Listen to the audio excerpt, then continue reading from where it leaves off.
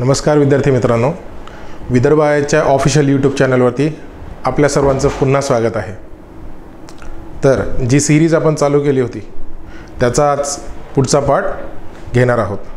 तुम्ही जो दिलेला प्रतिसाद आहे तो अतिशय अफाट आहे आणि असाच प्रतिसाद आणि असंच प्रेम विदर्भ आयसला कंटिन्यू देत राहा। ठीक आहे, चला आपण 2024 राज्यसेवा प्री याचा पेपर 1 म्हणजे GSचा पेपर हा ॲनालिसिस करत होतो। लॉजिक आणि ट्रिक्स कसे असतात ते आपण बघत होतो। ठीक आहे, पार्ट 1 ज्यांनी बघितला नाही आहे एक वेळेस जाऊन व्यवस्थित शांततेत बघा। ठीक आहे, चला प्रश्न क्रमांक 21। ठीक आहे, प्रश्न क्रमांक 21। प्रश्न क्रमांक 21 मध्ये काय दिलं आहे की इन जनरल जर ज्याचा अभ्यास असेल ना त्याला थोडंसं समजून जाईल। भारतातील जनगणना वर्ष, ठीक आहे, जनगणना वर्ष दिलं आहे आणि मृत्यूदर यांच्या योग्य जोड्या लावा। ठीक आहे, एकीकडे जनगणना वर्ष दिले आणि एकीकडे मृत्यूदर दिला आहे।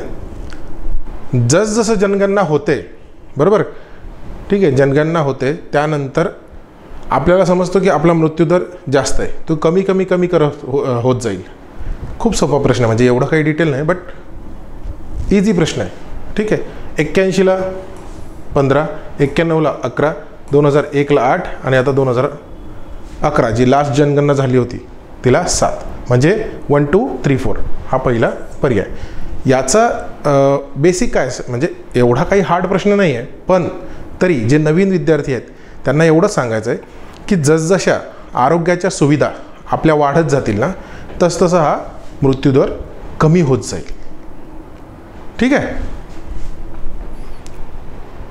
सोपे प्रश्नांना जास्त हे नाही करायचं, कन्फ्यूज नाही व्हायचं। पुढचा प्रश्न घेऊ आपण। बघा, ह्या प्रश्नामध्ये ना भरपूर लोक असं म्हणत होते की आयोगाने उत्तर चुकीचे दिले। मित्रांनो बघा, ज्यावेळेस तुम्ही एखादा प्रश्न वाचतात ना त्याला थरोली वाचा। त्या प्रश्नाचं म्हणणं काय, तो प्रश्न कशा पद्धतीने डिझाईन झालेला आहे, ठीक आहे, पर्याय एकमेकांशी जुळतायत का नाही। ठीक आहे, ज्यावेळेस तुम्ही हा प्रश्न बघाल त्यावेळेस तुम्हाला एक ॲनालाइज होईल की हां असा पार्ट आहे असा नाही आहे। ठीक आहे, विखुरलेल्या वसाहतीची, ठीक आहे, प्रश्न क्रमांक 22, विखुरलेल्या वसाहतीची खालीलप्रमाणे वैशिष्ट्ये आहेत।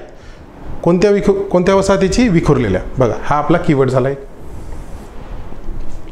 वैशिष्ट्य विचारली आहे, बरोबर। डोंगराळ भागात पहिलं आपल्याला 4 स्टेटमेंट दिले। ठीक आहे, इथं जर आपण आलो तर काय होईल, आपण हे बघतोय की ए इथं पण आहे, ए इथं पण आहे, ए इथं पण आहे आणि ए इथं पण आहे, म्हणजेच ए सर्व दूर आहे।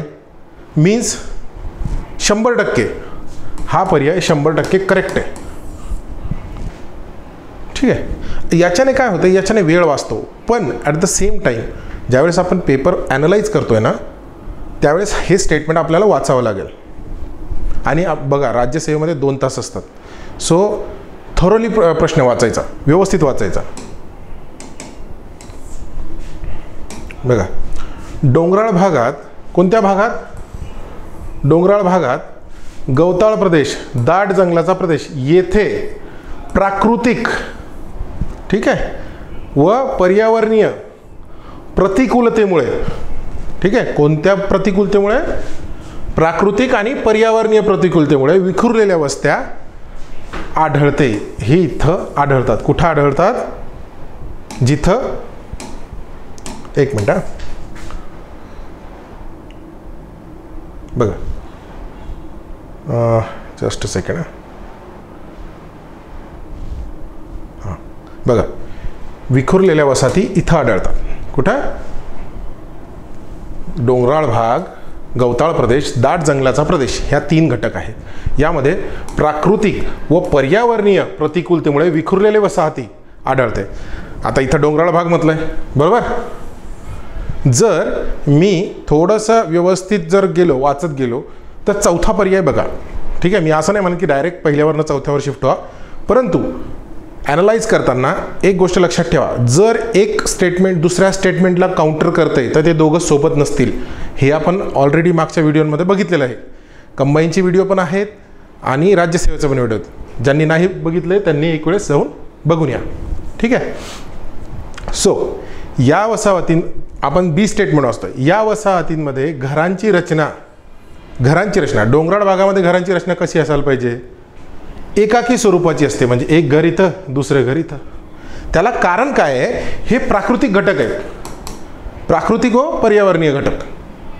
त्याची कारणं ही आहेत की विखुरलेल्या वसाहती आहेत ना, हे त्यामुळे होते. बघा मी खूप स्लो आणि एकदम व्यवस्थित विश्लेषण करून सांगतोय, कारण काही विद्यार्थ्यांचे असे कॉल होते मला की सर थोडंसं भरपूर लोकांना तुम्ही जे म्हणतात की इझी आहे, ठीक आहे, 50-60% लोकांना समजेल की इझी आहे, पण जे नवीन आले सर आम्हाला ते इझी नाही वाटत आहे, म्हणून अजून थोडंसं विस्तृतपणे समजवतोय. ठीक आहे. चला, या वसाहतींमध्ये घरांची रचना ही एकाकी स्वरूपाची असते. बरोबर. चला ठीक. नदी, डोंगररांगा, रस्ते, बघा इथपर्यंत ठीक आहे. परंतु हे दोन घटक नदी, डोंगररांगा, रस्ते, रेल्वे मार्ग इत्यादींमुळे घरांचे समूह परस्परांपासून दूर अंतरावर असतात. आता हा प्राकृतिक घटक आहे का रस्ते? ठीक आहे. हा घटक रेल्वे मार्ग प्राकृतिक आहे का, फिजिकल आहे का? नाही, हे मानव निर्मित आहे. हे घटक मानव निर्मित आहे. बरोबर. उलट रस्ते याच्या जसं आपण म्हणतो की बाबा समांतर असतात. ठीक आहे. वसाहती नदी आणि रस्त्यांच्या बाजूला वसाहती जनरली असतात, परंतु इथं म्हणतो विखुरलेल्या पाहिजे. आणि याच्यामध्ये काय म्हणतोय, घरांचे समूह. आणि इथं काय म्हणतात, घरांची रचना एकाकी स्वरूपाची असते, एकटी कोपऱ्यात असते. इथं म्हणतोय घरांचे समूह आणि इथं म्हणतो घरांचे समूह असे असतात, इथं एकाकी म्हणतोय. मग दोघं स्टेटमेंट सोबत येतील का? नक्कीच येणार नाही, कारण एकमेकांना काउंटर करतायत ते. ठीक आहे. एकमेकांना काउंटर करतायत म्हणजे काय होईल, बी आणि सी मला एकत्र नकोय, पण दोनपैकी एक पाहिजे. आणि बी आणि सी कुठं कुठं आहे बघा, हे इथं आहे, हे इथं आहे. ए तर सर्वपरी चुकीचं आहे, मतलब बरोबर आहे ए 100% चारही ठिकाणी आहे. मग उरलं काय, उरलं हे उरलं सर. ठीक आहे. पुन्हा अजून पुढची स्टेप सांगतो मी तुम्हाला. बघा आपण जो फॉर्म्युला इन्व्हेंट केला आहे, कोणता, KLT फॉर्म्युला. पहिले नॉलेज, मग लॉजिक, मग ट्रिक्स. नॉलेज माझं काय लागतंय मी वापरून बघितलं. शब्द आयोगाने दिलेले आहेत, मी माझ्या खिशातून काही टाकत नाही याच्यामध्ये. आयोगाने दिलेले शब्द आहेत तेच आपण वापरतोय. ठीक आहे. इतर काही वापरत नाही आहे. बरं. इथं काय म्हणतोय, डोंगराळ भागात. हां, कुठं आढळते ही विखुरलेल्या वस्त्या? डोंगराळ भागात. आणि इथं काय म्हणतोय, मैदानी भागात. पॉसिबल आहे का? एकीकडे म्हणतो डोंगराळ भागात, एकीकडे म्हणतो मैदानी भागात. दोन्ही सोबत येतील का? नाही सर, नाही येणार. पण दोनपैकी एक असणार. मग इथं दोघं सोबत आहेत, बरोबर आहे, म्हणजे एक पर्याय तुमचा गेला. आलं का लक्षात? पण दोनपैकी एक आहे, हे 3 ठिकाणी. आता इथं आहे, नाही सॉरी, हां इथं आहे, इथं आहे, इथं आहे. 3 पैकी 3 प्रश्न. इथं तुमचा एक एलिमेंट होतोय ना, मोर देन इनफ आहे. म्हणून हा काउंटर पार्ट झाला याचा, हा याच्या एक्झॅक्ट विरोधात आहे. विरोधाभास समजून घ्या. हे बघा बेसिक आपलं झालेलं आहे. मागचे कंबाईनचे ज्याने 4 व्हिडिओ बघितलेत त्याला समजतंय माझं काय म्हणणं आहे. ठीक आहे. पहिले ते 4 व्हिडिओ बघा. आपला राज्यसेवेचा पार्ट 1 हा आलाय तो बघा आणि मग इकडे या. ठीक आहे. चल, आपलं उत्तर काय, AB. कारण हे घटक, हे 2 घटक हे प्राकृतिक आहे का? कारण ए जर सर्वोपरी मांडलं मी, 4ही ठिकाणी दिलंय, तो हे स्टेटमेंट 100% करेक्ट आहे. तर ह्या स्टेटमेंटशी जुळणारं हे स्टेटमेंट पाहिजे ना 3 नंबरचा. पण ते पूर्ण जुळत नाहीये, ते अर्ध जुळतंय, अर्ध सत्य आहे, ते पूर्ण सत्य नाही. ठीक आहे. आय होप हा प्रश्न तुम्हाला कळाला असेल. कारण कधी कधी काय असतं माहिती आहे का, एक स्टेटमेंट दुसऱ्या स्टेटमेंटविषयी काही सांगत राहतंय, ते फक्त आपल्याला कॅप्चर करायचं आहे. हा सोपा प्रश्न, याचा काही ताण नाही. बघा वरीलपैकी सर्व वृक्षाकार, जाळीदार, अनिश्चित, हा वरीलपैकी सर्व 24 नंबरचा. बघा प्रश्न क्रमांक 25 याच्यामध्ये तुम्हाला काय, जसं आपण मागं विचार केला आहे अपेक्षित आणि अनपेक्षित, ठीक आहे. जर मी ह्या पर्यायामध्ये जातो, ह्या पर्यायामध्ये जर मी जातो तर मला काय काय दिसते ते बघा. खालील विधानांचा विचार करून योग्य पर्याय निवडा. आपल्याला योग्य पर्याय निवडायला सांगितलेत. बरं, सन 2011च्या अंतिम जनगणनेनुसार, बघा जनगणनेवर प्रश्न असतो म्हणून व्यवस्थित करायचं. मग जनगणनेचा पाठ तुम्हाला भूगोलामध्ये पण आहे आणि इकॉनॉमीमध्ये पण आहे, ठीक आहे. दोघं ठिकाणी व्यवस्थित वाचायचा. प्रश्न असतोच म्हणजे असतो.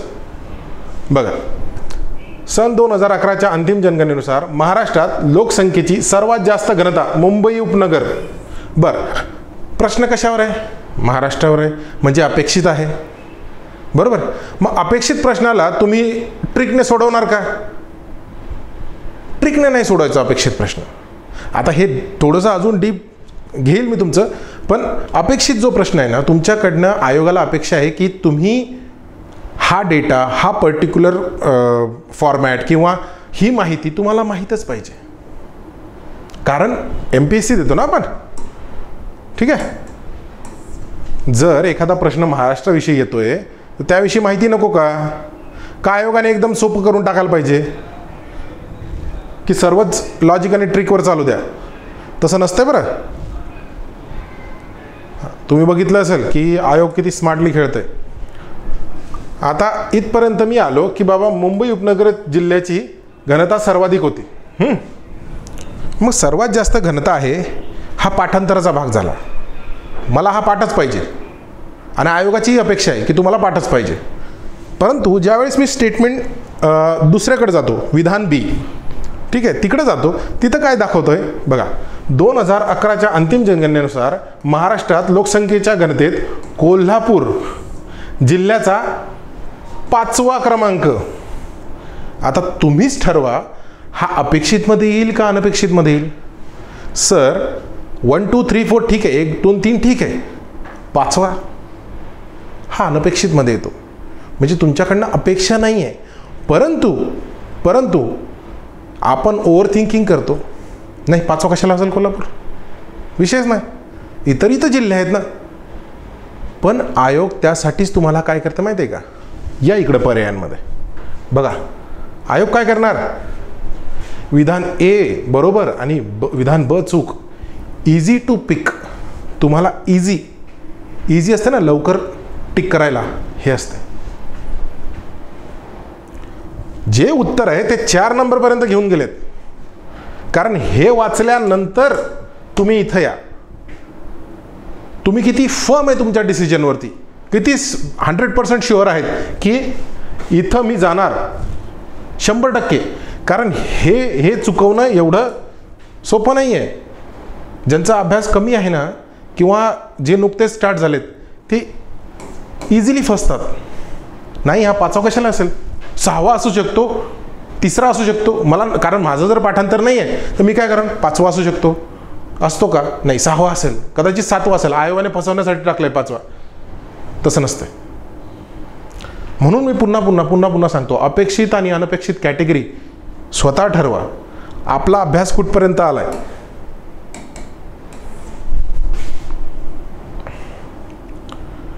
बघा हा प्रश्न बघा, प्रश्न क्रमांक 26. कोणते विधान चुकीचे आहे? बरोबर. ज्यावेळेस चुकीचं येतंय त्यावेळेस आपण ऑलरेडी ठरलंय की आपल्याला काय करायचंय. काय करायचंय? ऑड मॅन आउट करायचं. ठीक आहे, ऑड मॅन आउट.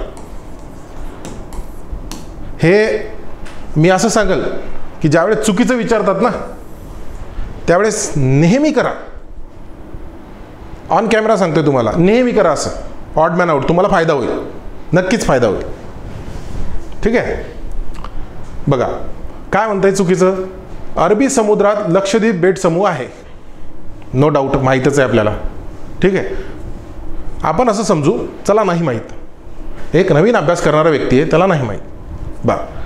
भारताची सागरी सरहद किनारपट्टीपासून 12 नॉटिक मैल आहे. नाविक मैल नाही माहीत मला, नाही माहीत. जर हे फॅक्ट्स आहेत, काय हे फॅक्ट्स आहेत. तिसरा, बंगालच्या उपसागरात अंदमान व निकोबार बेटे आहेत. चला, नाही माहीत मला अंदमान आणि निकोबार बेटे कुठं आहे नेमकं, ते हिंदी सागरामध्ये का बंगालच्या सागरामध्ये, नाही माहीत. चला, भारताची पाकिस्तान व बांगलादेशाबरोबर भूसीमेची नैसर्गिक सरहद आहे. म्हणजेच जर एखाद्या वेळेस आपण नकाशा बघितला तर भूसीमेची म्हणतायत, भूसीमेची. बांगलादेशाबरोबर पण आहे आणि पाकिस्तानाबरोबर पण आहे. मग असं असतं सर, तर बांगलादेशाबरोबर आपण लँड बॉर्डरी ॲग्रीमेंट कशाला केलं असतं? हा 100% चुकीचं आहे. ठीक आहे, याच्याविषयी एक घटना दुरुस्ती झाली आहे. कमेंट्समध्ये सांगा कोणती घटना दुरुस्ती. तर प्रश्न क्रमांक 26 कमेंटमध्ये सांगा मला घटना दुरुस्ती कोणती आहे. बघा, आयोगाचा आहे ना दृष्टिकोन समजणं गरजेचं आहे. आयोग ज्या वेळेस तुम्हाला काही बेसिक गोष्टी सांगते ना, त्या बेसिक म्हणूनच फॉलो करा, तिथं जास्त डोकं नाही लावायचं. ज्या वेळेस तुम्ही असं बघता, बघा मी तुम्हाला अजून एक पद्धत सांगतो. ठीक आहे, आता मुलं काय करतात, जनरली चुकीचं म्हटलं ना, मला नाही माहीत ना, मग मी ट्रिकच्या भरोशाने जाईल. मग ट्रिक नाही तर हे बरोबर आहे, लॉंगेस्ट आहे, बरोबर आलं आहे. मग नेक्स्ट प्रश्न पण असाच टाकते आयोग, परंतु ते त्याचं उत्तर हे नसतंय, वेगळंच असतंय. असं होतंय आणि आहे, मी दाखवणार आहे तुम्हाला, नो डाऊट. ठीक आहे, चला पुढचा प्रश्न घेऊ. प्रश्न क्रमांक 27. याच्यामध्ये थोडासा तुम्हाला इन डिटेल जावं लागेल. बघा, मी सर्व गोष्टी तुम्हाला व्यवस्थित एक्सप्लेन का करतोय, कारण आणि याला वेळ लागणार. ठीक आहे, नॉलेज काही एका दिवसात आणि लॉजिक काही एका दिवसात नाही येणार तुम्हाला. चला बघा, पुढील कोणत्या घटकांच्या माध्यमातून, काय विचारलंय, घटकांच्या माध्यमातून म्हणजे मोर दॅन वन आहेच. ही ट्रिक, मासेमारी विकास कार्यक्रम प्रभावीपणे राबवला जातो. आता आपलं काय कीवर्ड असायला पाहिजे, बघा हा आपला कीवर्ड आहे, हा विकास.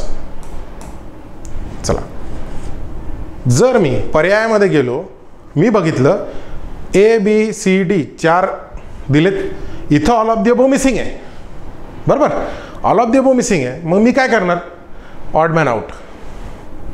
बाबा मला कम्पेअर करायचे पर्याय एकमेकांबरोबर आणि एक असा पर्याय बाहेर काढायचा आहे, एक पर्याय बाहेर काढायचा आहे. जर इथं ऑल ऑफ द अबोव असतं तर मी तो विचार केला नसता, परंतु इथं ऑल ऑफ द अबोव आहे का, नाही. मग मी काय करणार, एक पर्याय बाहेर काढणार, मग कम्पेअर करा एकमेकांबरोबर. जर तुम्ही इंग्लिशमध्ये गेला तर बघा इथं काय दिलंय, the fisheries survey of India. आता हे द टाकायची गरज आहे का, परंतु ते तिथं आहे तसं म्हणून हे टाकावं लागतंय. तिथं आहे तसं गव्हर्नमेंटच्या कोणत्याही डॉक्युमेंटवरती असेल, कोणत्या रिपोर्टमध्ये असेल, तसं आहे म्हणून आहे तसं as it is copy paste करावं लागेल. कॉपी पेस्टची काय थिअरी आहे तुम्हाला ऑलरेडी एक्सप्लेन केलं आहे मी, त्यासाठी मी पुन्हा पुन्हा म्हणतो, कंबाईनचे लेक्चर एक वेळेस व्यवस्थित बघा, त्यानंतर तुम्ही राज्यसेवेचा पार्ट 1 बघा आणि मग इकडे काय म्हणताय, the fishery survey of India, भारतीय मत्स्यपालन सर्वेक्षण. ठीक आहे, हा पहिला पार्ट झाला. ए जर माझा बरोबर आहे तर ए किती, 3 ठिकाणी आहे, मग हा चौथा पर्याय माझा एलिमिनेट झाला. हा माझा एक पहिलं लॉजिक लागलं. किंवा हे बघा, हे ट्रिक नाही आहे, this is not trick, this is logic. हां, तुम्हाला शब्द पकडता यायला पाहिजे. ट्रिक्स मी काय सांगितले, ट्रिक्स ह्या पॅटर्नवर असतात, जसं लॉंगेस्ट मागचं बघितलं. परंतु जर तुमचं लॉजिक स्ट्रॉंग आहे, तुमचं नॉलेज स्ट्रॉंग आहे, ट्रिकपर्यंत प्रश्न येतच नाही, लास्ट असते ट्रिक, एकदम लास्ट. ठीक आहे, पुढचा काय म्हणतोय, राष्ट्रीय मत्स्यपालन विकास मंडळ. विकास मंडळ ए आणि बी सोबत कुठे आहेत, इथे आहेत आणि इथं आहेत आणि इथं आहेत, 3 ठिकाणी रे बाबा. चला पुढचं, मासेमारी बंदराचा विकास. कोणाचा विकास? मासेमारी बंदराचा. ABC कुठं आहे? इथं आहे सर. हे माझं उत्तर D बाहेर निघलं. आलं लक्षात? नसेल समजलं पुन्हा बॅक जा, पुन्हा व्यवस्थित बघा माझा म्हणायचा अर्थ काय आहे, माझा समजवण्याचा अर्थ काय आहे. ठीक आहे. आणि हो, लाईक नक्की करा ज्याने असे प्रश्न चुकवलेत आणि तो भविष्यात चुकवणार नाही ते सर्वजण मला ह्या व्हिडिओला लाईक करतील. I need a promise from you. चला ठीक आहे. हां या आता इथं बघा प्रश्न क्रमांक 31. प्रश्न क्रमांक 31 मध्ये काय दिलंय की हवामान बदल ही नैसर्गिक आणि सतत प्रक्रिया आहे. ठीक आहे. हवामान बदल आणि नैसर्गिक ओके नॅचरल. ठीक आहे. नॅचरल प्रोसेस आहे. या कल्पनेला कोणता भूवैज्ञानिक पुरावा समर्थन देतो? आता मी जर तुम्हाला असं सांगितलं की बाबा तुम्ही जसं पोरं काय करतात KLT फॉर्म्युला विसरतात आणि ट्रिकपासून सुरुवात करतात. ठीक आहे. आता इथं काय दिलं आहे? Which geological evidence supports the notion that climate change is a natural and continuous process. आता इथं एव्हिडन्स म्हटलं आहे मग एकच आहे का? एखाद्या गोष्टीविषयी नैसर्गिक गोष्टीविषयी जर काही गोष्टी घडतायत तर ते फक्त एकाच गोष्टीने घडणार आहे का? त्याला मिनिमम एकापेक्षा जास्तच पाहिजे ना. मग ते 2 असू शकते. पण मला सांगा इन जनरल जर मी तुम्हाला म्हटलं की बाबा आपलं तापमान वाढतंय मग तापमान वाढीचं फक्त एकच घटक आहे का की बाबा इथं बाईक्स खूप आहेत, कार्बन एमिशन आहे, इतरही घटक आहेत जसं इंडस्ट्रियलायझेशन झालं, कुठं कुठं आता दिल्लीचं बघा ते पराली जळत होते, तेही घटक आहेच. एक घटक नसतो ना. ज्यावेळेस आपण नेचरविषयी येतो ना तर एक घटक नसतो. यामध्ये काय म्हटलं आहे? हवामान ही नैसर्गिक आणि सतत प्रक्रिया आहे. आता यामध्ये नैसर्गिक प्रक्रिया आहे मग सर्व नैसर्गिक आहे का? काही ह्युमन इंटरफिअरन्स आहे का याच्यामध्ये? आपण बघूया. चला बघूया. उच्च उंचीवरील झाडांचे वलय, झाडांवरती वलय असते.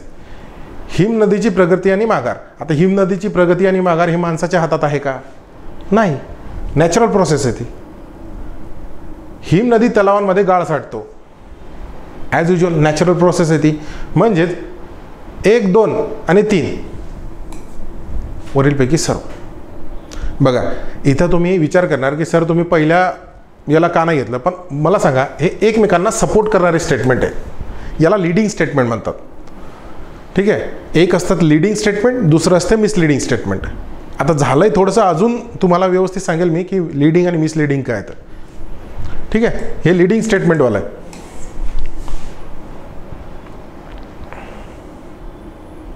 बघा मी तुम्हाला आत्ताच लीडिंग स्टेटमेंट सांगितलं ना. आता मिसलीड कसं करतात ते बघा.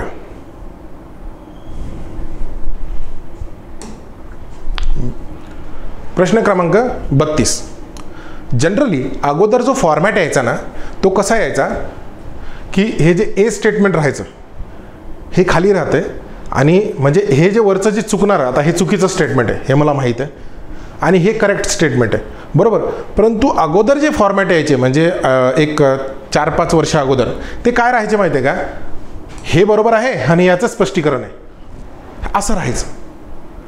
झालं काय? आयोगाच्या लक्षात आलं की अरे नाही मुलं बरोबर ट्रॅप करता हा प्रश्न. मग काय झालं आहे? मग आयोगाने एक व्यवस्थित सेट केलं की बाबा आपण काय करू, लीडिंग स्टेटमेंट याला बनवू. म्हणजेच लीडिंग स्टेटमेंट आहे ना, लीडिंग स्टेटमेंट टाकू 2 नंबरला आणि मिसलीड टाकू 1 नंबरला. म्हणजे मुलगा काय करतो 1 नंबर तर नेहमी करेक्टच आहे असा विचार करतो. बघा तुम्ही जर मागचे क्वेश्चन पेपर पाहिले तुम्हाला व्यवस्थित कळेल माझं काय म्हणणं आहे. बघा प्रश्न काय म्हणतोय? निम्न अक्षरवृत्ताच्या मानाने उच्च अक्षरवृत्तामध्ये सर्वसाधारणपणे मोठ्या प्रमाणात जैवविविधता असते. म्हणजेच ज्यावेळेस आपली अशी पृथ्वी आहे बरोबर, अक्षरवृत्त म्हणजेच इथं जैवविविधता जास्त आहे आणि इथं कमी आहे, पॉसिबल आहे का? नाही, इक्वेटरवर जास्त असते, इथं जास्त राहणार आहे. स्टेटमेंट हे चुकीचं आहे. बघा, अभ्यासाचा भाग आहे हा. आपण नॉलेजला पहिले सोडू, नंतर जाऊ. पर्वतीय उतारावर उच्च उंचीपेक्षा निम्न उंचीवर सर्वसाधारणपणे जैवविविधता मोठ्या प्रमाणात असते. ॲज युजल असते, नो डाऊट. आता काय केलंय बघा, आयोगाने काय केले पर्यायामध्ये. आयोगाने ए हा पहिलेच टाकून दिलाय. विचारलं बरोबर आहे, ए पहिलेच टाकून दिले. परंतु पोरं काय करतात, पोरं दोन्ही बरोबर हे करतात. कारण अगोदरची ही ट्रिक झाली,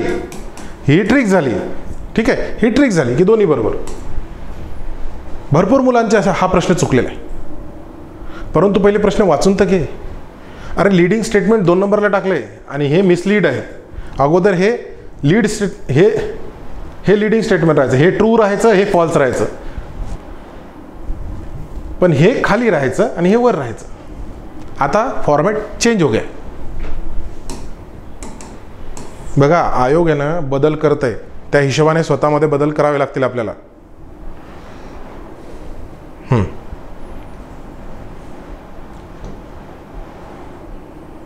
प्रश्न क्रमांक 33.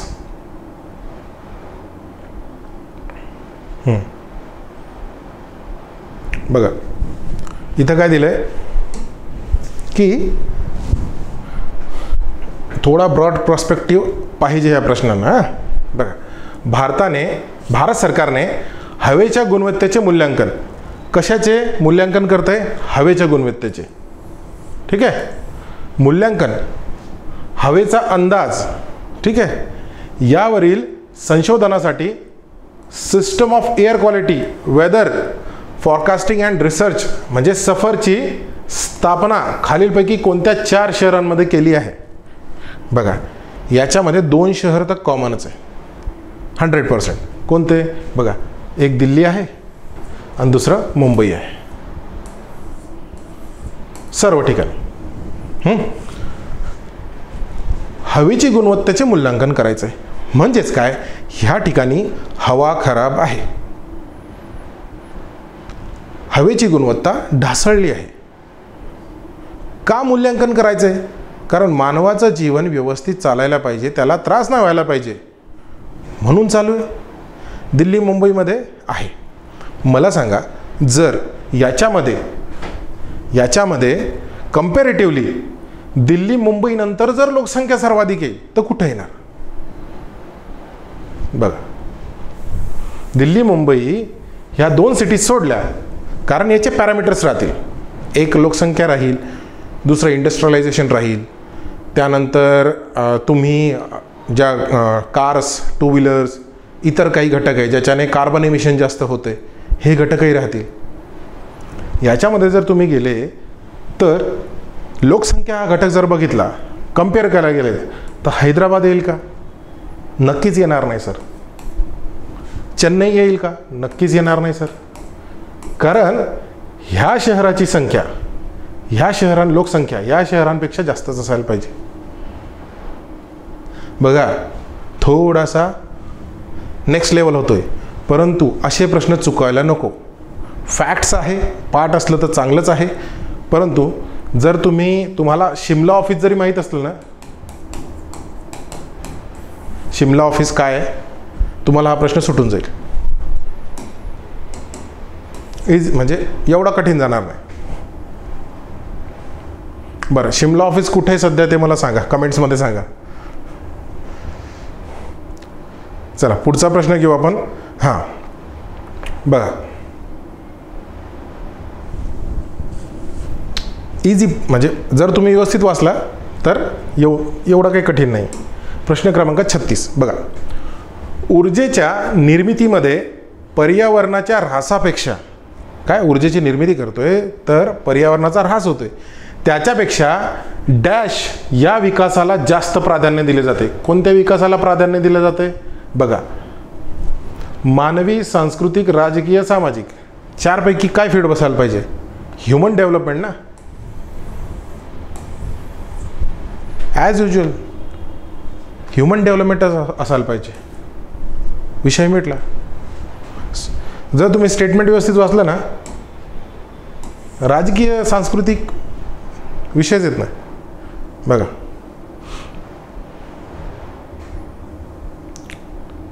हां, प्रश्न क्रमांक 38 काय दिले? भारतीय समस्यांचा अभ्यास करण्यासाठी, ठीक आहे, भारतीय समस्यांचा अभ्यास करण्यासाठी 1995 डॉक्टर आबिद हुसेन यांच्या अध्यक्षतेखाली डॅश समिती स्थापन करण्यात आली. बरोबर, आपल्या काही समस्या आहेत, बरोबर, आणि त्या समस्यांचं निराकरण करण्यासाठी एक समिती स्थापन करण्यात आली आहे. ती समिती कोणती असेल? इथं आयोगाला तुमच्याकडनं एक्झॅक्ट उत्तर अपेक्षित नाही आहे. ते का? ज्यावेळेस 1995ची गोष्ट बोलली जाते, ठीक आहे, इकॉनॉमीचा प्रश्न ॲक्च्युली हा PYQच आहे, परंतु जे नवीन विद्यार्थी त्यांच्यासाठी का ते सांगतो. बघा, पहिलं, आबिद हुसेन यांच्या अध्यक्षतेखाली शिक्षण समिती स्थापन करण्यात आली. आबिद हुसेन यांच्या अध्यक्षतेखाली कृषी समिती स्थापन करण्यात आली. कृषी आपल्या समस्या आहे का? कृषीच्या समस्या आहेत, पण कृषी नाही, कृषीविषयक काहीतरी त्याच्यासमोर द्यायला पाहिजे होतं. बरं, ठीक. आता मी तुम्हाला एक, आपण ज्याला ट्रिक म्हणू शकतो, ते काय सांगितलं होतं की एक जे उत्तर असते त्याच्या अगोदर तुमच्या डोक्यामध्ये कन्फ्युजन असतं, कन्फ्युजन टाकलं जाते. म्हणजे इथं काय दिलं आहे? इथं दिले मोठे उद्योग, इथे दिले लघु उद्योग, ठीक आहे. आता हा काय? हा तुमचा कन्फ्युजन. हे कन्फ्युजन तुमचं, आता जर तुम्ही वाचलेलं आहे, कुठेतरी वाचलं आहे, एका पुस्तकात वाचलं आहे की अरे हां, पण मला क्लिक नाही होते की ते मोठे उद्योग आहे का लघु उद्योग आहे. आता मोठे उद्योगांना काय म्हणतात? लार्ज नाही, हेवी इंडस्ट्री, हेवी इंडस्ट्री म्हणतात. पण या इथून हा पर्याय, इथून इथपर्यंत जायला मोठे उद्योग होतोय, इथे लघु उद्योग तुमचं उत्तर आहे. बघा, कन्फ्युजन देन आन्सर हे चालतंयच. तुम्ही जर जाऊन बघितलं, अपेक्षित आणि अनपेक्षित प्रश्नांमध्ये अशा गोष्टी कशा सेग्रिगेट करायच्या हे मी ऑलरेडी शिकवलं आहे. चारही व्हिडिओ व्यवस्थित बघा, तुम्हाला कळेल काय करायचं ते.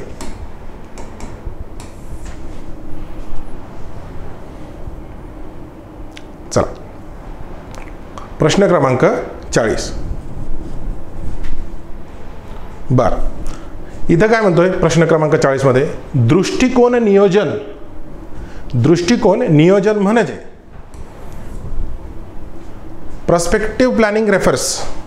ओके, 1 2 3 4 ABCD दिले. मी पर्यायामध्ये आलो. ऑल ऑफ दी अबोव कुठं दिलंय का मला? नाही. पण आयोग काय म्हणतोय? आयोग म्हणतोय 2 पर्याय तर 100% चुकीचे आहेत. बघा, 1 2 3 4 कुठंच असं 3 स्टेटमेंटवाला दिलेलं नाही. म्हणजे यामध्ये 2 पर्याय मला 100% एलिमिनेट करायचे. मग मी कोणत्या मेथडला जाणार? बघा, माझी मेथड काय राहील? Odd man out. जे ऑड स्टेटमेंट आहेत मी त्यांना बाहेर काढणार, बरोबर. आणि तुम्हाला अजून एक आज थोडंसं रिव्हील करणार आहे या प्रश्नामध्ये एक गोष्ट की काय असते नेमकं. बघा, दृष्टिकोन नियोजन म्हणजे 20 ते 25 वर्षासाठी दीर्घकालीन नियोजन. बघा, दीर्घकालीन आहे ना, ठीक आहे, हा आपला कीवर्ड. दुसरं, दीर्घकालीन लक्ष 15, 20 किंवा 25 वर्षाच्या कालावधीसाठी आगाऊ ठरवणे. कीवर्ड हा नाही जरी टाकला तरी काही फरक पडत होता का? नाही. पण हे कुठून तरी कोणत्या रिपोर्टमधून कुठून तरी कॉपी केलंय आणि इकडं पेस्ट केलंय. म्हणून हे जे एक्स्ट्रा एक्सप्लेनेशन असतं ना अशा गोष्टी, इकडे बारीक लक्ष द्यायचं, ठीक आहे. चला, आता इथे म्हणतोय 20 ते 25 वर्ष, हां, आणि इथे म्हणतोय 15, 20 किंवा 25 वर्ष. चला, तिसरं स्टेटमेंट काय म्हणतो? 15 ते 20 वर्ष संपूर्ण कालावधीसाठी एकच योजना असेल का? 20 वर्षासाठी बदल पाहिजे ना, बदल तर पाहिजेच पाहिजे. मग जनरली जर आपण असं बघितलं की ए बी बरोबर राहू शकत नाही, बी सी बरोबर राहू शकत नाही, ए सी बरोबर राहू शकत नाही, ठीक आहे, सी आणि डी तर ऑप्शनच नाही, काय येतच नाही त्याचं. कारण व्यापक दृष्टिकोन आणि लक्ष 1 किंवा 2 वर्ष एक दृष्टिकोन ठेवायचा आहे, पर्स्पेक्टिव्ह ठेवायचा आहे, लॉंग टर्म पाहिजे, ठीक आहे, आणि ते त्याच्यामध्ये चेंजेस होत जातात. आता याच्यामध्ये बी आणि ए याच्यामध्ये मला उत्तर शोधायचं आहे. मित्रांनो, कधी कधी काय असते माहिती आहे का, उत्तरामधून पर्याय बनवले जातात, ठीक आहे, उत्तरामधून पर्याय बनवले जातात. ते तुम्हाला सांगतो कसे, व्यवस्थित बघा. आता बघा इथं 15 ते 20 आहे ना, आयोगाने काय केलं, हा भाग उचलला आणि इथं पेस्ट मारला, ठीक आहे. आता दुसरं, इथं काय आहे, 20-25 आहे, हे 20-25 आहे. उत्तर हे आहे, उत्तर काय आहे, उत्तर हे आहे, परंतु आयोगाने काय केलं, उत्तरामधूनच पर्याय बनवून टाकले. समजते तुम्हाला? हे बघा, आयोगाचे क्वेश्चन पेपर बघितले ना, तुम्हाला अजून समजतील की असेच बनवलेले आहेत अगोदर, ठीक आहे. त्यानंतर आयोगाने अजून एक ट्रॅप टाकला तुमच्यासाठी. तो काय की मी जरी लॉंगेस्ट करून येतो बी, पण बी किती नंबरला आहे सर, बी 1 नंबरला आहे, बी 1 नंबरला आहे. बघा असे ट्रॅप असतात. जनरली आपण काय करतो, हा जो प्रश्न आहे ना, हा व्यवस्थित करा. पुन्हा नाही समजला ना, पुन्हा बघा, नाही समजला पुन्हा बघा, कारण असे प्रश्न आहेत, हे चुकायला नको. याच्यामधून काय माहिती आहे का, माहितीपेक्षा पॅटर्न्स जास्त गरजेचे आहे. याच्यातूनच हे डिवाइड करण्यात आलं आहे, पर्याय बनवण्यात आलेले, ठीक आहे. व्यवस्थित समजून घ्या. तत्पूर्वी एक माहिती द्यायची होती तुम्हाला. आपली इंटिग्रेटेड बॅच चालू झालेली आहे. पूर्व, मुख्य आणि मुलाखत मराठी माध्यम 16 जूनपासून, ठीक आहे. सर्वांनी याचा लाभ घ्या. बॅचमध्ये तुमचा डिटेल सिलेबस कवर होईल, पूर्वचा, मुख्यचा, प्लस त्याच्यामध्ये मुलाखत पण आहे, ठीक आहे. आपल्या विदर्भ आयएसचे हे कॉन्टॅक्ट नंबर आहे, इथं कॉन्टॅक्ट करून माहिती घ्या. आणि ह्या कसं आहे माहिती आहे का, तुम्हाला मार्गदर्शन योग्य पाहिजे. अभ्यास प्रत्येकजण करतो, म्हणजे मला एक स्टेटमेंट आठवते की बाबा विनर्स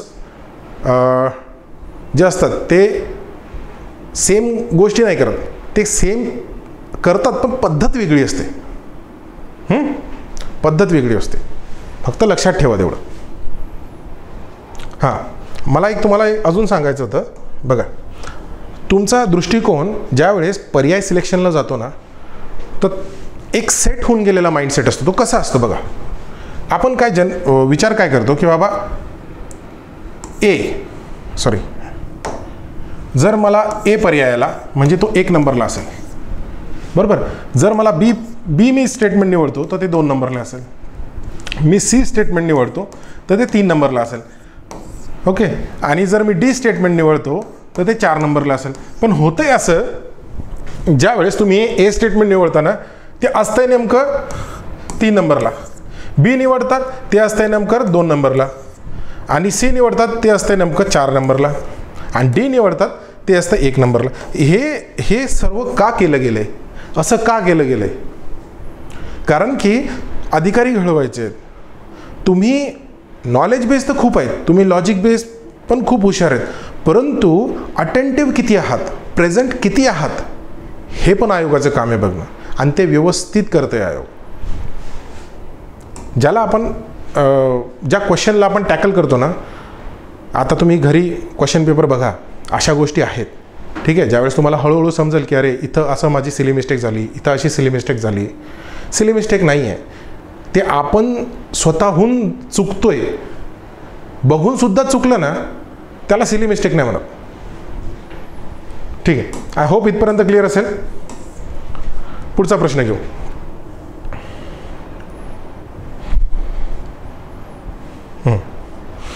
प्रश्न क्रमांक 41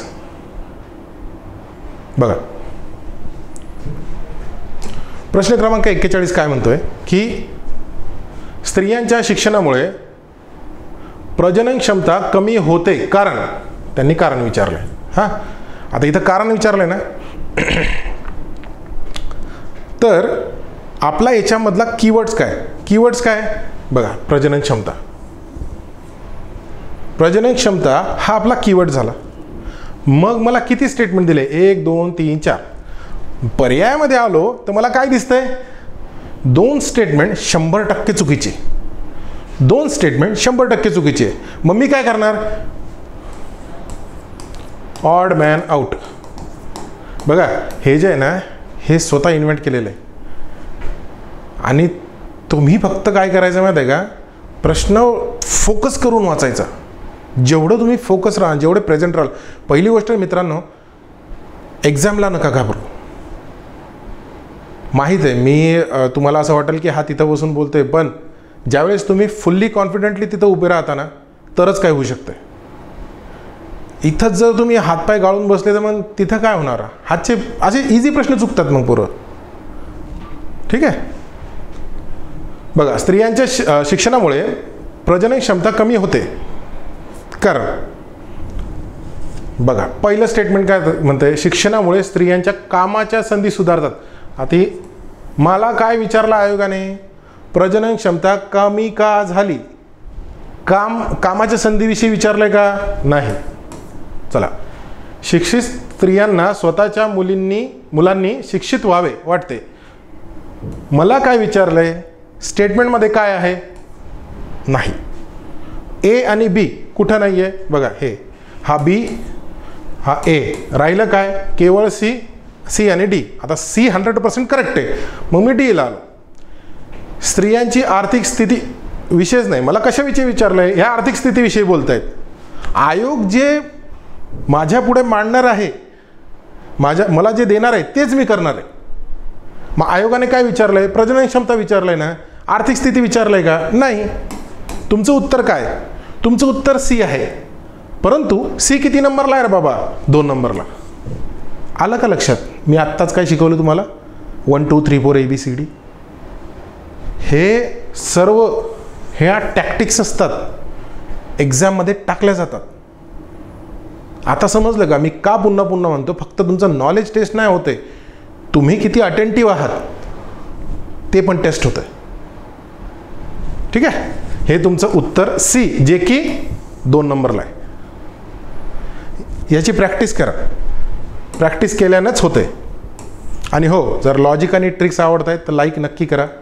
आणि जे माझं नेहमीचं तत्व आहे, नॉलेज वाटल्याने वाढते. वाटा, शेअर करा. नवीन असाल चॅनलला सबस्क्राईब करा, कारण की जे मी भविष्यात व्हिडिओ घेऊन येईल ते ते नोटिफिकेशन तुम्हाला यायला पाहिजे. ठीक आहे. तुम्ही लाईक करत राहा, ये आता रहेगा. बघा, पुढचा प्रश्न आपण घेऊ. हा, चला, प्रश्न क्रमांक 43. बघा, हा प्रश्न ॲक्च्युली मला घ्यायचा नव्हता, बट मला असं वाटतं की इथपर्यंत आपली हे झाली आहे, मॅच्युरिटी लेवल आलेली आहे. तर मला वाटतं आहे हा प्रश्न घेतला ना तर तुमचं कॉन्फिडन्स अजून वाढेल. थोडासा कन्फ्यूज व्हाल सुरुवातीला, पण 1-2 वेळेस जर पाहिला तर होऊन जाईल, मॅनेज होऊन जाईल. बघा, प्रश्न आहे इकॉनॉमीचा, बरोबर. इकॉनॉमीमध्ये सर्वच गोष्टी कॉन्स्टंट नसतात. ठीक आहे. This is all about market. कधी मार्केट वर जाते, कधी खाली येते, असं असते. ठीक आहे. पैशाचं आहे ते, बरोबर. आर्थिक घडामोडी अशाच होतात. आता आपण काय बघतोय? आपण स्टेटमेंट बघतोय.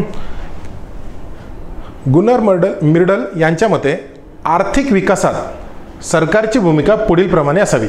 कोणाची भूमिका विचारतोय? सरकारची भूमिका. कोणाच्या मते? यांच्या मते.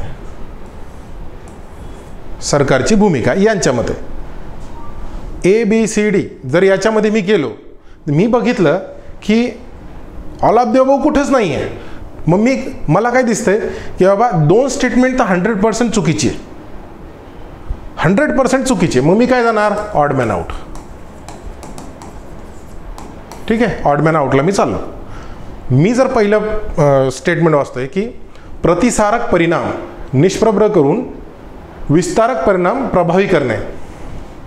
चला ठीक आहे, नाही माहीत. विस्तारक परिणाम निष्प्रभ करून प्रतिसारक परिणाम प्रभावी करणे. तुम्हाला असं वाटत नाही का हे एकमेकांच्या विरोधात स्टेटमेंट आहे? एकमेकांच्या विरोधात आहे, काउंटर पार्ट म्हणतात त्याला, एकमेकांच्या विरोधात. मग ए आणि बी कुठं आहे?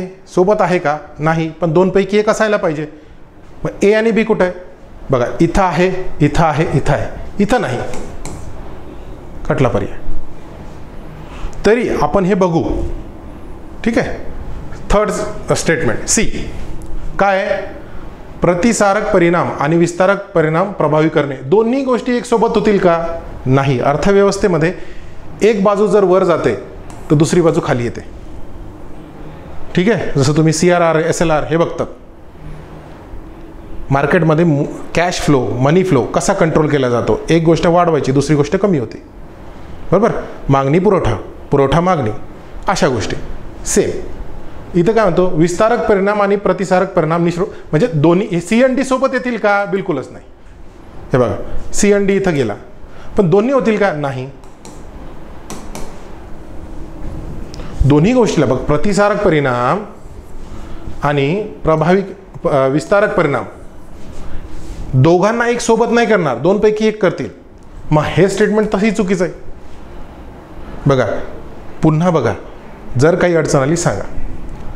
याच्यामध्ये जर मी तुम्हाला व्यवस्थित सांगितलं की जर मी हे स्टेटमेंट करेक्ट मानतोय, हे मानतोय, सोबत येणारच नाही, कारण हे चारही दिशा सांगतायत. एकच स्टेटमेंट यायला पाहिजे, कारण हे याच्या विरोधात आहे, हे याच्याही विरोधात आहे आणि हे याच्याही विरोधात आहे. याच्यामध्ये फक्त काय माहित आहे का? बघा, मी तुम्हाला व्यवस्थित सांगतो.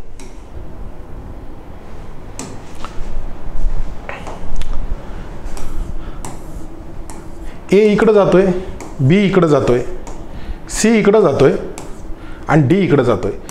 यांच्या दिशा चारही बाजूला आहे. ह्या चार वेगवेगळ्या दिशेला चाललेत हे प्रश्न. मग मला सांगा, हा याच्यासोबत, हा कोणी एकमेकांसोबत येणार नाही, कारण स्टेटमेंटच तशी सांगतायत की एकमेकांसोबतच नाही आहेत. हे वेगवेगळे आहेत, वेगवेगळ्या दिशेला जात आहेत, वेगवेगळ्या स्टेटमेंट सांगतायत, बरोबर. मग आता जर मी इथं बघतो तर ए सी बरोबर नाहीच आहे, कारण त्याची दिशा वेगळी आहे. बी आणि सीची दिशा वेगळी आहे, सी आणि डीची दिशा वेगळी आहे. मग राहिलं कोण? राहिला एकमेव ए. बघा मित्रांनो, मी हा प्रश्न घेणार नव्हतो, परंतु जो प्रश्न तुम्हाला ओढून घेता येतो ना, ओढून आणता येतो, ते खरे मार्क्स. आता हा प्रश्न मी कुठे वाचलाय नाही, मला नाही माहीत मी हा वाचलाय. कदाचित कोणत्या पुस्तकामध्ये असेल, PYQ असेल, जर एखाद्याने नाही वाचला. परंतु अशा काही गोष्टी आहेत ज्याच्याने मार्क ओढून आणता येतो. आणि तुम्हाला सांगतो, असे प्रश्न खूप आहेत. कमीत कमी 5 ते 7 प्रश्न असतात. आणि हे 5 ते 7 प्रश्न तुम्हाला किती समोर घेऊन जाईल याचा अंदाजही तुम्ही लावू शकत नाही. 2 दिवसापूर्वी आपला काल परवा याचा रिझल्ट लागला ग्रुप सीचा. 48 स्कोर होता मित्राचा, जवळचा एक आहे, विद्यार्थीच आहे, मित्रच म्हणतो मी त्याला. 48 स्कोर होता, 0.25 ने केला. आणि त्याने सॉल्व केले होते 90 समथिंग काहीतरी सॉल्व केले होते. त्याला म्हटलं मग तू 100 का नाही केले? मॅक्सिमम रिस्क का नाही घेतली? रिस्क घ्यायला शिका मित्रांनो. रिस्क जेवढी घेणार ना तेवढा फायदा होतो. बघा, ही स्टेटमेंट बघा. आता प्रश्न क्रमांक 44 काय म्हणतोय? पॉवर्टी गॅप इंडेक्स, ठीक आहे. हा निर्देशांक खालीलपैकी कोणत्या कारणासाठी काढला जातो? ठीक आहे, असे गौरव दत्त व मार्टिन रॅव्हलिन यांनी सांगितले. Same condition. आता बघा काय असेल, 1 2 3 4 पर्याय आले. मी तुम्हाला एक सांगतो, जर तुम्हाला काहीच माहीत नाही ना तर पहिला पर्याय कोणता एलिमिनेट करायचा? हा पर्याय करायचा. यापैकी काही नाही मला. हा जनरली नसतो, जनरली नसतो. म्हणजे एखादं माहिती दिली आहे, एखाद्या मतलब अर्थशास्त्रज्ञ असतील, वैज्ञानिक असतील, काही नाव सांगितले, काही स्टेटमेंट दिलं आहे, काही ना काही तर दिले असेल ना. तुमचं नॉलेज टेस्ट करण्यासाठीच प्रश्न टाकला आहे. एवढं इझी करून देईल का आयोग? नाही. पहिले आहे लिमिट करायचा. आता 3 स्टेटमेंट काय म्हणतात ते बघू. बघा, दारिद्र्य दूर करण्याकरता किती कॅलरीजची तूट भरून काढावी लागेल? मला नाही माहीत. मला नाही माहीत. दारिद्र्य दूर करण्याकरता किती उत्पन्नातून तूट भरून काढावी लागेल? हिच्यामध्ये काय बदल केला? फक्त 2 स्टेटमेंट म्हणते बघा. इथं कॅलरी आहे, इथं उत्पन्न आहे. एवढाच बदल आहे 2 स्टेटमेंटमध्ये. बाकी इथून तर इथं हे बघा, हे स्टेटमेंट इथून इथपर्यंत सेम, इथून हे स्टेटमेंट इथपर्यंत सेम. मग मी तुम्हाला काय सांगितलंय? 2 स्टेटमेंट सिमिलर आले की पहिले काय राहतंय? पहिले राहते ही ट्रिक आहे. पहिले राहते कन्फ्युजन, देन आन्सर. तर या आपण सी बघून जाऊ. तिसऱ्या नंबरचं स्टेटमेंट, दारिद्र्य दूर करण्याकरता किती दरडोई उत्पन्नात किती वाढ करावी लागेल? दरडोई उत्पन्न म्हणतो इथं. हे का टाकलंय? हे का टाकलं? कारण जे आपण डायरेक्ट ट्रिक बघतो ना, लॉंगेस्ट, हे त्यांच्यासाठी डायरेक्ट ट्रिक लॉंगेस्ट असते बाबा. चला करा, टिक करा, जा पुढं. चुकला. तसं नसते. मी तुम्हाला पहिलेच सांगितलं आहे, ज्या टायमाला तुम्हाला प्रश्न आला तो फिल्टर कसा व्हायला पाहिजे. नॉलेज, लॉजिक, ट्रिक्स असं जायला पाहिजे. तुमचे एक प्रश्न तुम्हाला किती फायद्याचा ठरेल हे तुम्ही समजू शकता. पुढचं, जर याच्या फक्त ह्या 2 गोष्टींमध्ये कन्फ्युजन क्रिएट करण्यात आलं आहे, 2च, इथं कॅलरीज म्हटलं, इथं उत्पन्नातून म्हटले. जर असं आहे तर तुम्ही काय करणार? मी तुम्हाला ट्रिक सांगतोय जी 100%, मी हे नाही म्हणत की सर्व प्रश्न असतील, but most of the time 2 पैकी 1 असतो. आणि पहिले काय असते? पहिले असते कन्फ्युजन, देन आन्सर. असा फॉर्मॅट आहे. हा बदलू शकतो.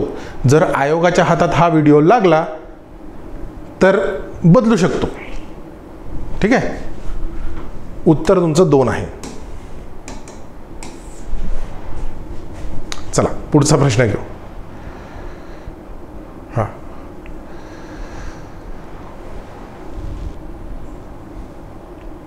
मी फक्त काय सांगतो माहिती आहे का मित्रांनो तुम्हाला, माझं एक मत असते की ॲटलिस्ट एक एलिमेंट केला ना, एक एलिमेंट जरी झाला तरी भरपूर. कारण मी भरपूर मुलं असे बघितलेत की 1 प्रश्न 2 प्रश्न पॉईंटने होतं आहे. असं माझंही असंच झालेलं आहे. त्यासाठी म्हणतो पॉईंटने जर रिझल्ट गेला खूप त्रास होतो. चला पुढचा बघू प्रश्न. प्रश्न क्रमांक 46, सापेक्ष दारिद्र्य पुढील घटकावर अवलंबून असते. बघा, मी हा प्रश्न का घेतला आहे? ॲक्च्युली हा नॉलेज बेस्ड प्रश्न आहे. ठीक आहे. पण मी हा का घेतला आहे की तुम्हाला फक्त एक आढावा देतो मी की नेमका जो माझा आपण जो विचार करतो KLT फॉर्म्युला, तो का यूज करायचा. ठीक आहे. बघा, आता जर मी जर बघितलं की सापेक्ष दारिद्र्य पुढील घटकावर अवलंबून असते. ठीक आहे. माझं ते झालं. मी इंग्लिशमध्ये आलो. बघा, relative poverty depends on which on following factors. Factors म्हटलं ना की जे ट्रिक्सवर 100% डिपेंड असतात ना, ते काय करतील? भाई मोर दॅन 1 आहे. मग काय करणार? पहिले हा पर्याय कट करतील. मग राहिलं ना, मग याच्यामध्ये काय करायचं करा. मग जे राहिलंय मग ते यामध्ये करा. परंतु मित्रांनो, मी फक्त तुम्हाला लॉजिक नाही शिकवतोय, मी तुम्हाला ट्रॅप पण सांगतोय. कुठे कुठे ट्रॅप असतात, काय असतात. वेळ लागणार, कारण राज्यसेवा आहे. ठीक आहे. बारीक बारीक गोष्टी बघाव्या लागतात. एखादी सुटली तर उद्या तुम्हीच मला म्हणणार की सर तुम्ही असं म्हणत मग हे असं झालं. ठीक आहे. बघा, सापेक्ष दारिद्र्य पुढील घटकांवर अवलंबून असते. बघा, याचं काय उत्तर आहे? याचं उत्तर सी आहे. मी तुम्हाला डायरेक्ट उत्तर सांगतो. हा प्रश्न घेण्यामागचं कारण तेच आहे की तुमचे डोळे उघडायला पाहिजे फक्त ट्रिक घेऊन नका चालू. हां, सर्व गोष्टी तपासून बघा. जर नाही काही माहीत मला, मग मी जाईल तिकडे. शेवटचा पर्याय ट्रिक. बघा, 2 उत्पन्न गटाची तुलना करून अल्प उत्पन्न गट दारिद्र्यात येतो, पर्याय आहे. परंतु जर मी अभ्यास केला आहे, बरोबर, आता जर मी इथं ट्रिकवाल्यांना ट्रॅप केलं आहे, मी ट्रिकवाल्यांना ट्रॅप केलं, मग ज्याचा अभ्यास झाला आहे मला त्याच्यासाठीही काही टाकावं लागेल, त्यालाही ट्रॅप करायचं आहे, त्यालाही चुकवायचं आहे. मग मी काय करतो, बघा आयोगाने जो ट्रॅप टाकला आहे तुम्हाला सांगतोय. बघा ट्रॅप असा पडला आहे की किती आहे, सी, बरोबर, किती यायला पाहिजे, 3 यायला पाहिजे. परंतु सी किती नंबरला आहे, 1 नंबरला आहे. आलं लक्षात. बघा, म्हणजेच जे फक्त ट्रिकवर डिपेंड आहे त्यांचं इथं चुकवलं. जे अभ्यास केलाय त्यांनी पण अटेंटिव्ह नाही आहे, 100% मेंटली फिजिकली तिथं नाही आहेत, त्यांना इथं चुकवलं. मग याच्यातून जो वाचल वो सिकंदर. ठीक आहे. बारीक बारीक गोष्टी असतात मित्रांनो, 1-1 मार्क वाढत चालतं तुमचा. चला पुढचं घेऊ.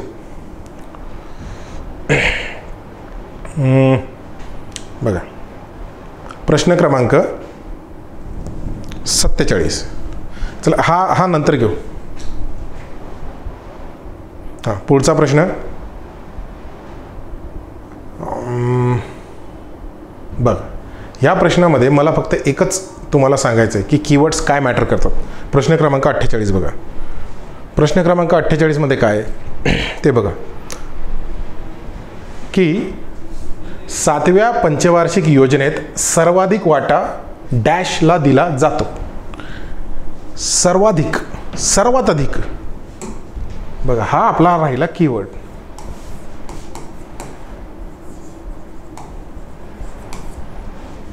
काय म्हणतोय कीवर्ड, काय म्हणतोय की बाबा 7व्या पंचवार्षिक योजनेत सर्वाधिक वाटा डॅशला दिला जातो.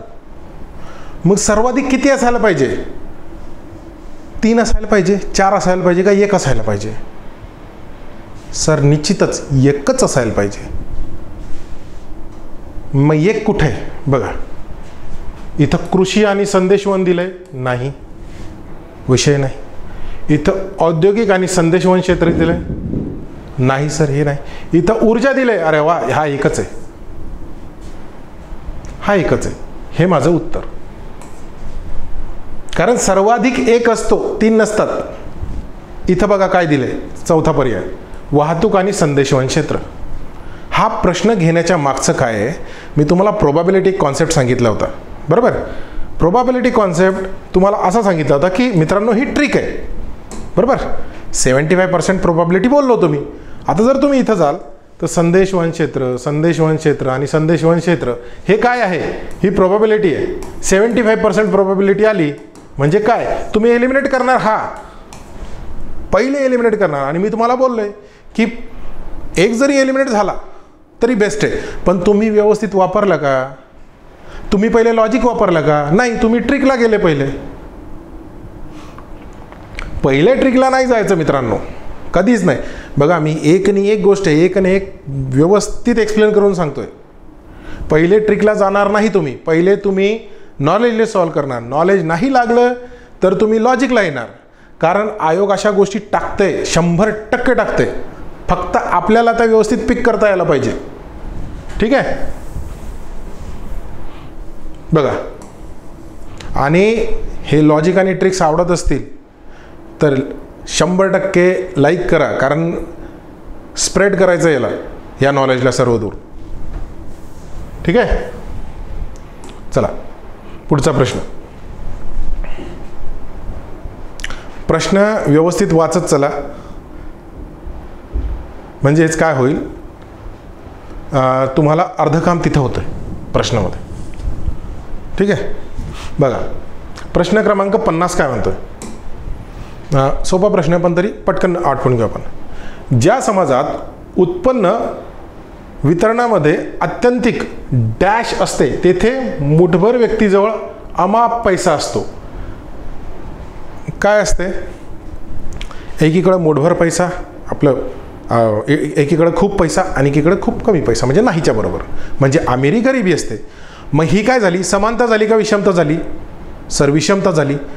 परंतु काही गडबडीत काय होते, समानता 1 नंबर दिलं आहे, विषमता 1 नंबर 2 नंबर, तर याला काय म्हणणार तुम्ही, कन्फ्युजन देणं आन्सर आहे. सर आलं का? किती वेळेस आलं कन्फ्युजन देणं आन्सर, किती वेळेस आलं बघा.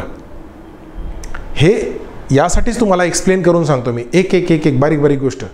आणि आयोगाचा पेपर जवळ ठेवा, जी प्रिंट असते आयोगाची तेच झेरॉक्स घ्या, जवळ ठेवा, व्यवस्थित बघा काय काय दिलं काय काय दिलं नाही आहे. मी जे प्रश्न सांगतोय त्या व्यतिरिक्तही स्वतःचंही ॲनालिसिस वाढवा.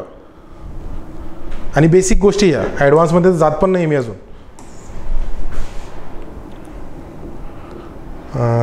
ठीक आहे, पुढचा प्रश्न घेऊ आपण.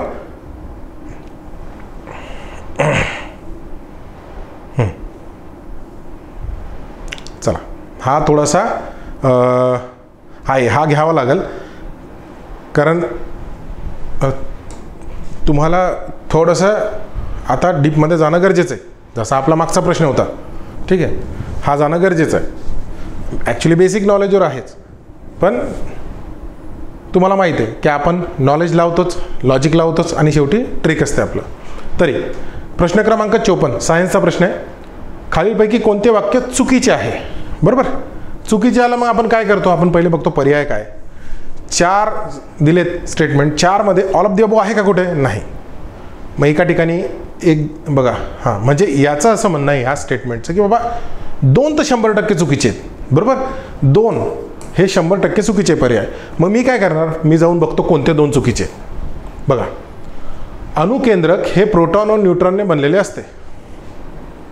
अणुकेंद्रक प्रोटॉन आणि न्यूट्रॉन याने बनलेले असते आणि इलेक्ट्रॉन आजूबाजूला फिरत राहतात. बरोबर, चला, चुकीचं विचारलंय म्हणजे हा येईल का? नाही सर, हा येणार नाही, हा येणार नाही. मग मी काय करतो, हा गेला, हा गेला. आता बघा काय काय तुमचं 50%वर मी तुम्हाला आणून ठेवलंय. त्यासाठीच मी म्हणतो, ज्या टायमाला तुम्ही एखाद्या सब्जेक्टमध्ये मास्टर होतात ना, तो सब्जेक्ट कसा मास्टर करायचा, त्या सब्जेक्टला तुम्ही कशा पद्धतीने सोडवणार.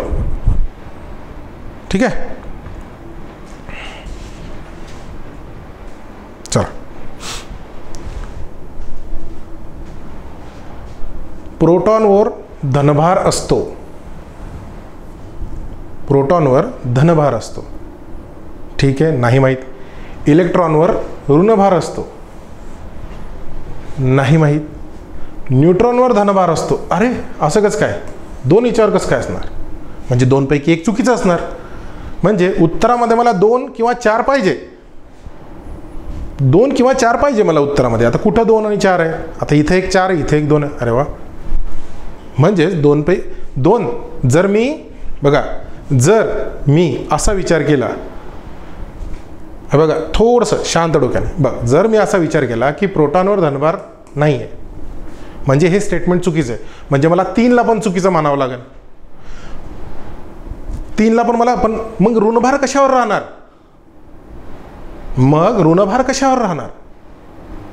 परंतु जर मी इथून याला म्हटलं की हा चुकीचा आहे, न्यूट्रॉनवर धनभार नसतो, मग ऋणभार पण आला, धनभार पण आला, डिवाइड झाले ना 2 गोष्टी.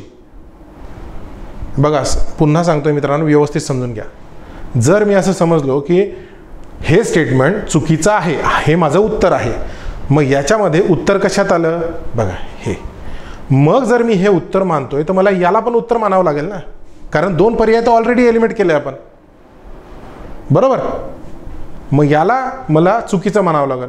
मग इलेक्ट्रॉनवर ऋणभार नसतो, मग इलेक्ट्रॉनवर काय असतो, काही ना काही तर पाहिजे.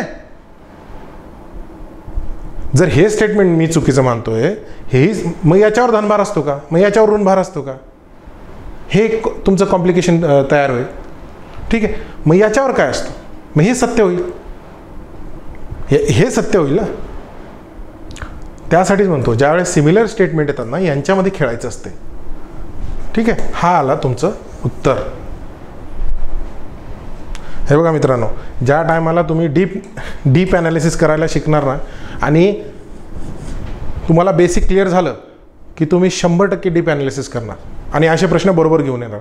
आणि खास करून तुम्हाला एक सांगतोय, ज्या वेळेस प्रश्न चुकीचं विचारलंय त्यावेळेस सर्वात पहिले पर्याय चेक करायचे. सर्वात पहिले ऑल ऑफ द अबोव दिलंय का, खाली बघा असं दिलंय का, ते चेक करून घ्यायचं.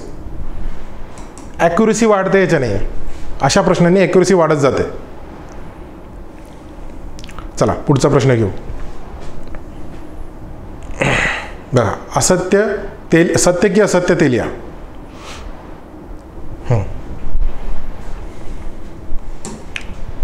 55 नंबरचा प्रश्न.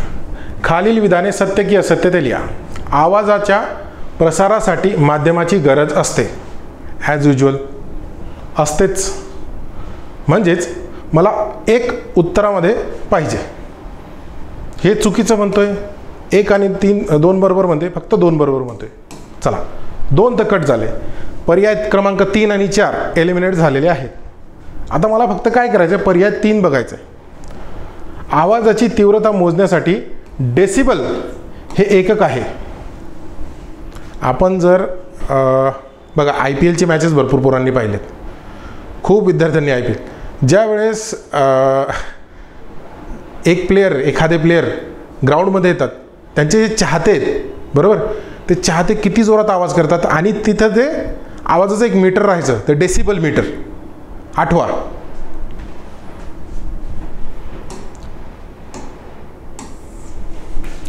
ते डेसिबल मीटर कोणासाठी सर्वाधिक जसं होतं तेही तुम्हाला माहीत असेल. नाव कमेंटमध्ये सांगा त्या क्रिकेट प्लेयरचं.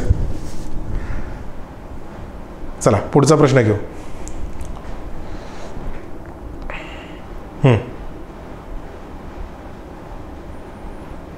बघा,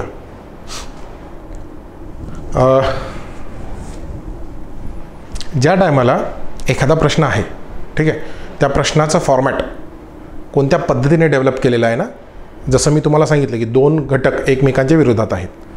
2 घटक एकमेकांच्या विरोधात, ते सोबत येतील नाही, येणार नाही.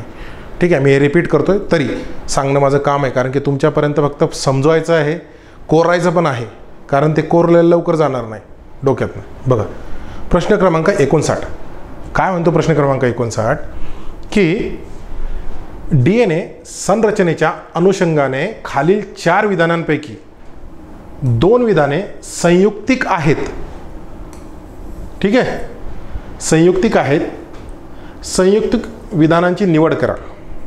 म्हणजे एकमेकांवरती डिपेंड आहेत, बरोबर, योग्य आहेत, बरोबर आहेत, अचूक आहेत. ठीक आहे. चला, DNAची संरचना 2 लांब न्यूक्लियोटाइड्सच्या साखळ्यांनी बनलेली असून त्या एका सामान्य अक्षाभोवती गुंडाळलेल्या आहेत. चला ठीक आहे, जनरल आहे, आपल्याला नाही माहीत, आपण बघू. बघा, DNAची संरचना 2 न्यूक्लिओसाइडच्या लांब साखळीने बनलेले असून एका सामान्य अक्षाभोवती गुंडाळलेल्या आहेत. एकमेकांच्या विरोधात आहेत स्टेटमेंट, बरोबर. एक तर न्यूक्लियोटाइड असेल किंवा न्यूक्लिओसाइड असेल, दोन्ही तर एकत्र नसणार ना, पण 2 पैकी एक असेल.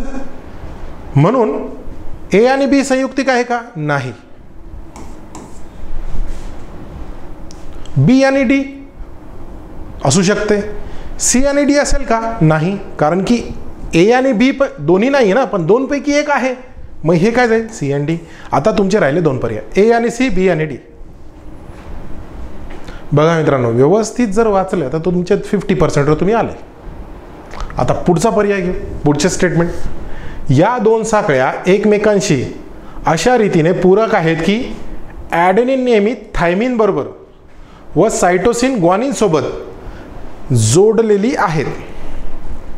नाही माहीत मला. पुढचं, या 2 साखळ्या एकमेकांशी पूरक नसून, निगेटिव्ह स्टेटमेंट, निगेटिव्ह वर्ड, पूरक नाही आहे. हे बघा इथं काय म्हणतोय,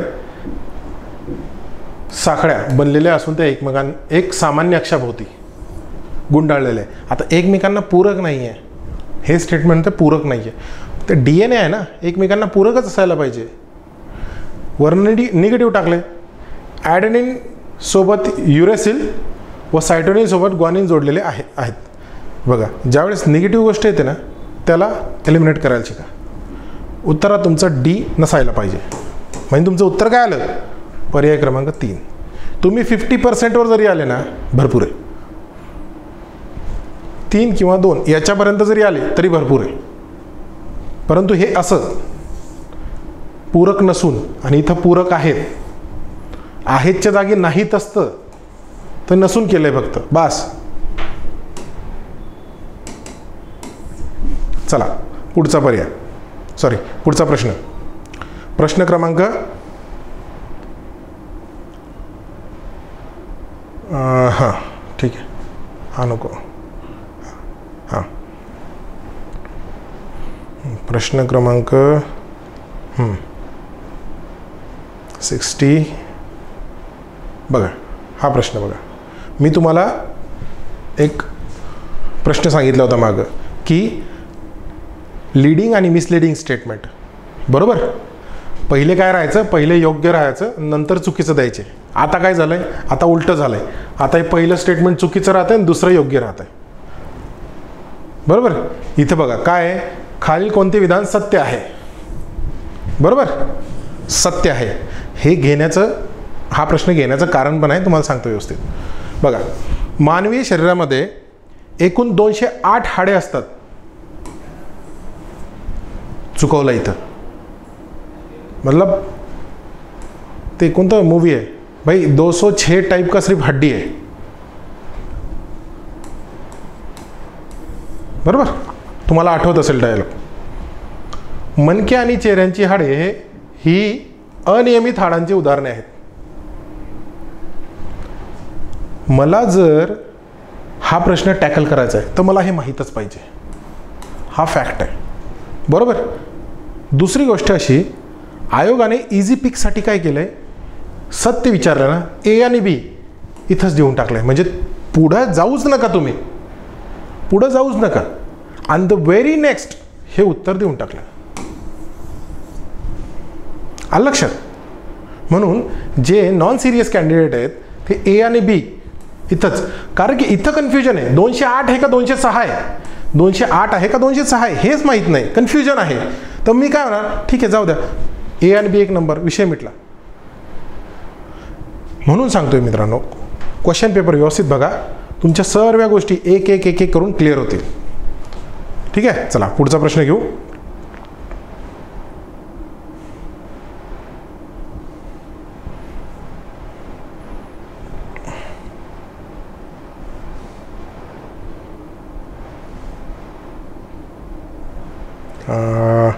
प्रश्न क्रमांक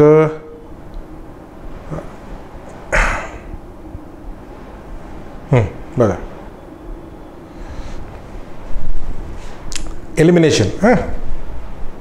एलिमिनेशन. प्रश्न क्रमांक 69. खालीलपैकी कोणत्या समस्थानिकाला जड हायड्रोजन असे म्हणतात?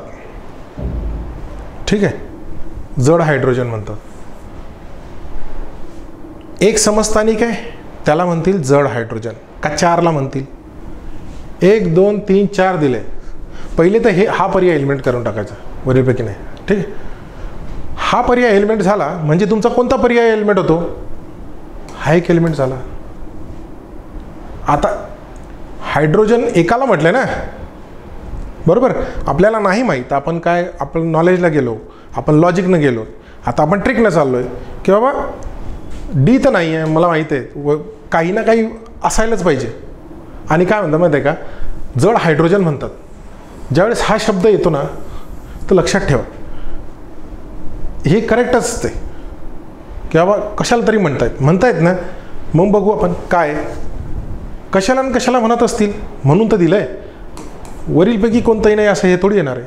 मग हा जर एलिमेंट करता तर इथं हा एलिमेंट होतो. मग एक पाहिजे ना, मला 2 नाही पाहिजे. एकाला म्हणतात, 2ला थोडी म्हणतात. 2 समस्थानिक आहे. आता हा ड्यूटेरियम आहे, हा ट्रिटियम आहे आणि हा प्रोटियम आहे. एकमेकांपासून वेगळे आहेत ना, हे काहीतरी वेगवेगळेपण असेल ना. आता यालाही म्हणतील आणि यालाही म्हणतील तर मग सेमच होऊन गेले. दोघं सेम होतील पण वेगवेगळे आहेत ना हे. मग वेगवेगळे तर वेगवेगळे नाव बोलले जातील. यांना काय नाव असायला पाहिजे? मग हे एकत्र येतील का, ए आणि सी? नाही. आले तुम्ही 50-50वर. तुम्ही आले 50-50वर. मला तुम्हाला 50-50वर आणायचं आहे. काहीच माहीत नाही आहे, काहीच माहीत नाही आहे. जस्ट जनरल थिंक किंवा मी असा विचार करतो. विचार तुम्ही अभ्यासाच करा. मी हे नाही म्हणत की अभ्यास सोडून द्या. अभ्यास खूप महत्त्वाचा आहे. ज्यावेळेस तुम्ही अभ्यास कराल ना, त्यानंतर हे सर्व समजतंय. नॉलेज खूप मॅटर करते. उत्तर तुमचं बी आहे.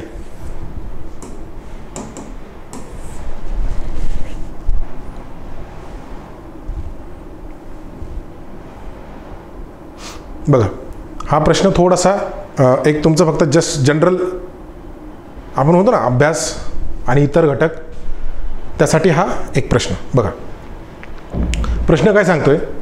प्रश्न क्रमांक 71. प्रश्न काय सांगतोय की मुख्य माहिती आयुक्तांच्या नियुक्तीची शिफारस करणाऱ्या समितीचे खालीलपैकी कोण सदस्य आहेत? कोण सदस्य आहेत? जर मी पर्यायामध्ये गेलो तर ए अनडाऊटली 100% करेक्ट आहे. परंतु माझं असं मत आहे की बघा, ज्या वेळेस एखादी समिती बसते तर त्या समितीमध्ये सदस्य कसे असतात? 3 असतात, 5 असतात, 7 असतात, 9 असतात. असं का? इवन तुम्ही केशवानंद भारती केस पण बघून घ्या. ठीक आहे, इवन एका ऑड आहे आकडा, ते मला सांगा. कारण काय होते, ज्यावेळेस समान मतं पडतात ना, लेट सपोज इथं 4 मतं आहेत, इथं 4 मतं आहेत, मी एक मत पाहिजे ना निर्णय घेण्यासाठी. एक मत निर्णय घेण्यासाठी पाहिजे. नाहीतर निर्णय कसा येईल की बाबा इथं 4 पडले, इथं 4 पडले, ए तो फस गया बात. असं थोडी आहे. निर्णय घ्यायचा आहे ना आपल्याला. मग निर्णय घ्यायचा तर काय, इथं 4 आहेत, इथं 4 आहेत, हे 2 येणार नाही, 100% येणार नाही. मग राहिलं काय? ए आणि म्हणजे पहिला आणि चौथा पर्याय. ठीक आहे, उत्तर तुमचं ए आहे. हे फक्त तुम्हाला अभ्यासाव्यतिरिक्त काही गोष्टी असतात ना, त्या सांगतोय. ठीक आहे, आय होप हे क्लिअर असेल. तरी मित्रांनो,